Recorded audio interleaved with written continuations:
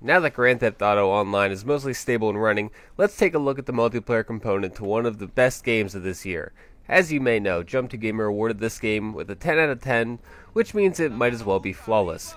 But how does the multiplayer stand up to this? Unfortunately, not quite as well, but it's still an amazing component to an amazing game. Simply put, when GTA Online works, it is a madhouse of fun. It's essentially a group of people interacting in Los Santos. You have complete freedom over anything you want to do. Your character will get off the airplane and get picked up by Lamar, then you'll slowly be introduced to the characters from the single-player story. While there's no coherent story necessarily, there doesn't really need to be. Your main goal is simply to get as much money as humanly possible so you can buy properties, expensive cars, helicopters, and more.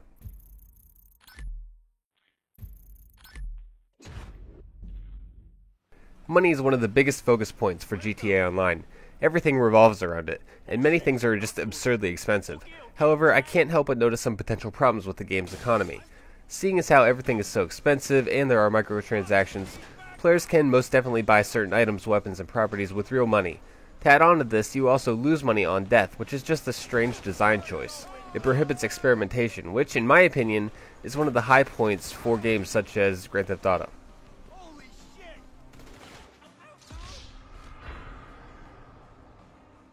If or when you play GTA Online, I highly suggest you have a good crew to play with. Crews are the Rockstar equivalent of guilds, and you'll gain some small bonuses for playing with crew members. Playing with people you don't know is fine, but you might have some issues when they inexplicably kill you and take all your money that you had on you. Playing with crew members reduces the chance of trolls and just makes it easier to plan out and get along while playing GTA Online.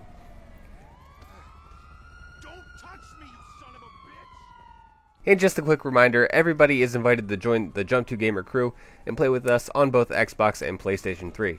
You'll find the link for that in the description. The missions available in GTA Online so far are standard fare, but there are more seemingly added every day. There are plenty of deathmatch and racing jobs, but since there's a punishment for death even in these modes, there's a pretty huge risk to playing these.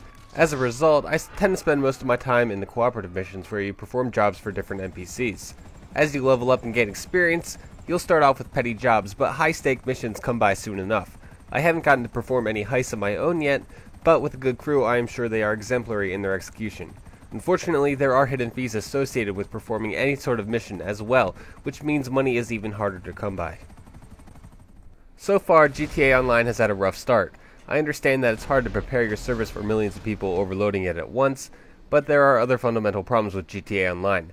Don't get me wrong, it's absurdly fun and a great way to goof off with others in Los Santos, but Rockstar has some work to do before it's up to that Rockstar quality we all know and love.